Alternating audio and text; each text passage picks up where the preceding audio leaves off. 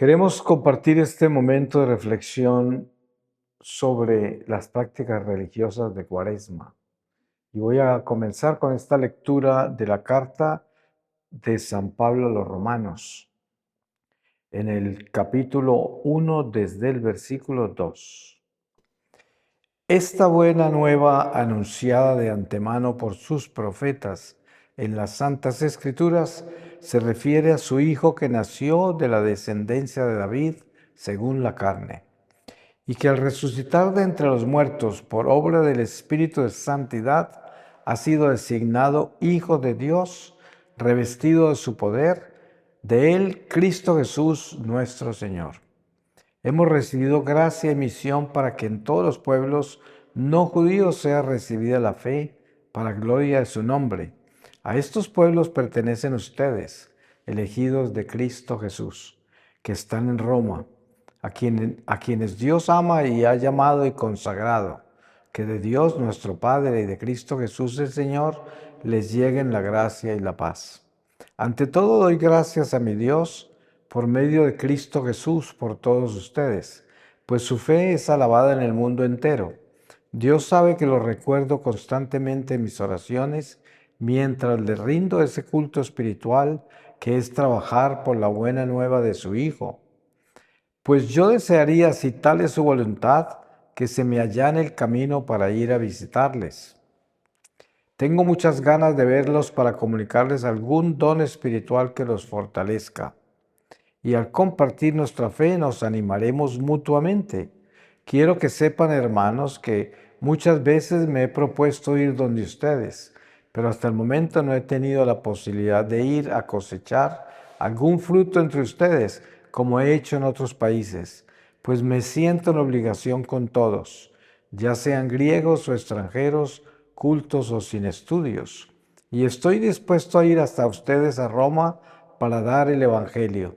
Como ven, no me avergüenzo del Evangelio, es una fuerza de Dios y salvación para todos los que creen, en primer lugar para los judíos y también para los griegos. El Evangelio manifiesta cómo Dios nos hace justos, es decir, nos reforma por medio de la fe y para la vida de fe. Como dice la Escritura, el que es justo por la fe vivirá. Palabra de Dios.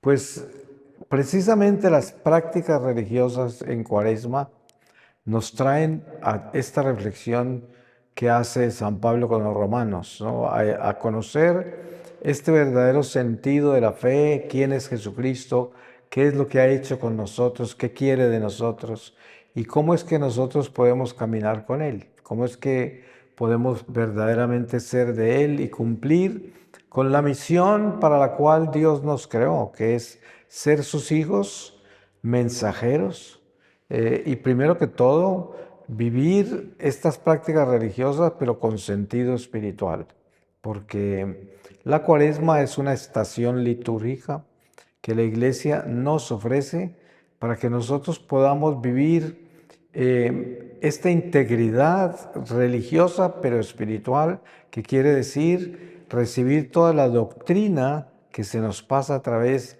de las generaciones pasadas, desde Jesús hasta hoy, pero para que nosotros podamos todos sobre esos cimientos que ya han sido dados, que son el Evangelio de Jesús, construir este edificio espiritual que nos eleva hasta Dios, a cada uno de nosotros. San Pablo habla del don de profecía como el más importante, que es precisamente el don por medio del cual se edifica nuestra fe, sobre unos cimientos ya dados, no sobre nada nuevo, porque el verdadero evangelista, el verdadero apóstol de Dios, no viene a traer un mensaje nuevo, porque todo ha sido revelado ya por Jesucristo. Precisamente una de las señales más claras para reconocer un falso profeta, un falso vidente, es que nos traiga un mensaje nuevo. No hay nada nuevo bajo el sol, como dice la palabra, y debemos tener en cuenta que lo que tenemos que hacer es solamente sobre los cimientos ya dados, que son el Evangelio, edificarnos espiritualmente, que es la gracia de con el conocimiento de los misterios de Jesucristo, imitarlo a Él y convertirnos en otro Cristo. Esa es nuestra meta. De eso se trata. Tenemos que convertirnos en otro Jesús, cristificarnos. Y para esto debemos vivir una vida cristocéntrica. Es muy fácil que por las tendencias de cultura, por la misma religión en sí, cuando es practicada sin espiritualidad, el hombre tenga tendencias a irse hacia los extremos de derecha o de izquierda. En la iglesia hoy es muy común encontrar la gente de extrema derecha, que son los ultra tradicionalistas ortodoxos, que causan tanta división y confusión en la iglesia porque son aquellos que tienden al puritanismo, al fanatismo, al misticismo, a todos esos ismos. Y los otros son los progresistas de izquierda a los cuales se comprometen con el mundo y todas las falacias del mundo y liberalizan la iglesia, el evangelio. Ambos están descarrilados, es lo que es. Usted no puede ser el tradicionalista ultraconservador ni el progresista ultraliberal. Nosotros necesitamos ser cristocéntricos, que es el católico sencillo, humilde, obediente, que vive su doctrina católica con amor, o sea, con el Espíritu de Dios, con el Espíritu Santo, y que con esa realidad espiritual y la sencillez que nos trae el Evangelio, podamos ser esos instrumentos que producen los frutos del Espíritu Santo, que son estas obras de misericordia. Es amar al prójimo, es tener un espíritu de servicio incondicional. Es verdaderamente vivir una conversión real donde el hombre busca ser mejor persona todo el tiempo, mejorarse. Porque obviamente que nosotros, a medida que pasa el tiempo y aprendemos más de nuestra humanidad rebelde, nos damos cuenta la disciplina que se necesita para poder superar nuestra miseria, nuestros defectos, nuestras tendencias naturales a hacer el mal, a pecar, a desobedecerle a Dios, a faltarle al prójimo. Y esto es algo que tenemos que trabajar cada uno de nosotros con mucho ahínco, con mucha disciplina y sobre todo con una decisión sincera donde nosotros estemos convencidos de que no hay otro camino para la santidad que entender que necesitamos convertirnos en personas buenas, que quiere decir que cada vez tenemos que ser mejores. Nosotros obviamente que para lograr la perfección y la santidad en plenitud, tenemos que pasar primero por esta vida, porque eso solo se logra pasando el umbral de esta vida a la otra, pero sí podemos vivir una vida santificante, un camino de santificación en el cual estamos en una lucha permanente para ir superando todas estas carencias que tenemos, para ir confiando en Dios, que es el quien nos ayuda a conseguir eso que nos falta. Todo lo que nosotros no tenemos ni alcanzamos por voluntad humana, se logra en Cristo. Por eso se habla de ser cristocéntrico, que quiere decir unirnos a Cristo en la cruz, como nos enseña San Pablo, que al ser bautizados somos crucificados con el Señor, y que aquel que resucitó al Señor Jesús también nos resucitará a nosotros en el último día, como lo promete Jesús. Y por eso este caminar por medio de todas estas tradiciones religiosas que vivimos en la Cuaresma es un caminar que nos enseña la belleza que es la Iglesia Católica, el tesoro tan grande que tenemos nosotros en nuestra doctrina, nuestra religión. Todas estas costumbres religiosas de Cuaresma son como un libro abierto para conocer a Dios, para adentrarnos en Dios, para adentrarnos en el misterio de la iglesia que es eterna. Una iglesia que tiene los pies puestos en la tierra, pero que pertenece al cielo, que es eterna. Y por eso en la tierra recibimos las primicias de esa iglesia eterna. La Eucaristía, la Santa Misa, por ejemplo, es la presencia eterna del Espíritu Santo. Es como el Dios vivo que permanece entre nosotros por medio de esa liturgia y que místicamente está presente desde la eternidad. O sea que es el sentido eterno de la vida, nuestra vida en la Iglesia Católica. Pero por eso las prácticas religiosas no son simplemente costumbres y tradiciones. También lo son, pero la esencia de las prácticas religiosas de Cuaresma es mística. Es el encuentro con los misterios del nacimiento, de la vida pública del Señor, de su pasión, muerte y crucifixión, de su resurrección, de su ascensión, de su envío del Espíritu Santo, de la iglesia militante, peregrina, que viaja por más de 2000 años ya por esta tierra, por este destierro. Y todo esto es la doctrina nuestra, la iglesia nuestra. Y estas prácticas religiosas de Cuaresma lo que hacen es unirnos a una historia sagrada, a una historia que vive permanentemente entre nosotros, porque es un Cristo vivo, porque la iglesia es Jesucristo, quien es el cuerpo místico formado por todos nosotros, pero con la cabeza de aquel por quien todo ha sido creado y por quien todo ha sido hecho, y a quien todo le damos su honor, su gloria, porque es el único Dios. Entendemos que durante la vida pública de Jesús, Jesús le anunciaba a los apóstoles que él tenía que irse y que no estuvieran tristes, porque él tenía que irse para enviarnos el Paráclito, el Espíritu Santo, y que ese Paráclito vendría a guiarnos, vendría a acompañarnos todos los días de nuestra vida. Sería el que nos recordaría todo lo que él les había enseñado y también el que nos inspiraría para saber qué tener que decir, a dónde tenemos que ir, qué tenemos que hacer. Sería la luz de nuestra vida. Y esto lo hizo el Señor, lo cumplió, precisamente que es esa llegada de Pentecostés sobre el colegio apostólico y todas las mujeres santas de Jerusalén, incluyendo la Virgen María. Había mucha gente allí. Y esta promesa ha seguido presente, viva entre nosotros.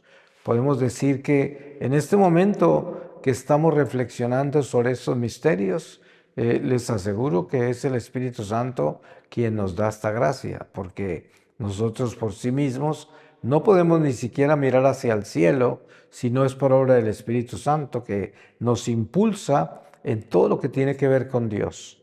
Por eso cuando Jesús decía, no estén tristes, porque tengo que irme para enviarles el Paráclito, el misterio de esto es que Jesús estaba enseñándoles cómo Él simplemente iba a cambiar de plano, por decir así. Se iba a transfigurar porque no nos iba a dejar, iba a continuar con nosotros, porque el Espíritu Santo es el mismo Jesús. Son tres personas en un solo Dios. Por eso si Jesús hablaba del Espíritu, hablaba también de Él. Solo que hablaba de Él en otra forma, en la forma de la tercera persona. Y estaba hablando la segunda persona, que era Jesús. Y todo esto que viene de la primera persona, que es el Padre, es un misterio insondable para nosotros, pero que es real, es verdad y es nuestra fe, es nuestra doctrina. Son la fe que nosotros profesamos y también para nosotros las costumbres religiosas de Cuaresma están establecidas sobre una religión que está edificada en dogmas. Y los dogmas son verdades reveladas sobre las cuales creemos lo que profesamos. Porque lo que profesamos lo profesamos en fe, porque creemos en todo lo que nos han enseñado. Nosotros creemos que existe el infierno. Creemos que existe el purgatorio. Creemos que existe el cielo. Creemos que existe Satanás, que es un ejército de espíritus que se cayeron por desobedecer. Según San Juan Evangelista, en el libro del Apocalipsis nos dice que una tercera parte de los ángeles cayeron.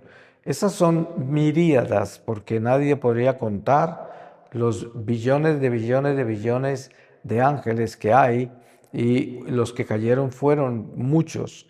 La palabra dice que fueron esparcidos por todo el universo, pero también San Juan escucha una palabra que dice, una voz que le dice: ay de la tierra y el mar, porque Satanás ha sido enviado allá o lanzado allá y está furioso porque su tiempo se termina ya.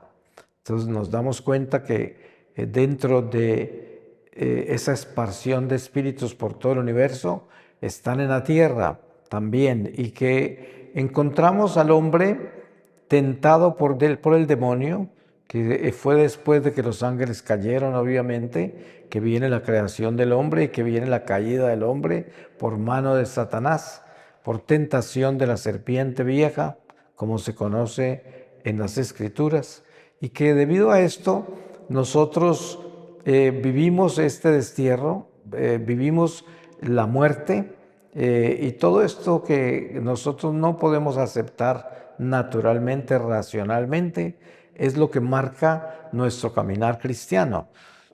Porque para entender qué es lo que Jesús ha hecho con nosotros, tenemos que entender el génesis, el principio de esta realidad cristiana, que es el destierro, que fuimos arrojados del paraíso porque fuimos originalmente creados eternos y perfectos, pero por culpa de la caída en el pecado original quedamos mortales e imperfectos y desterrados.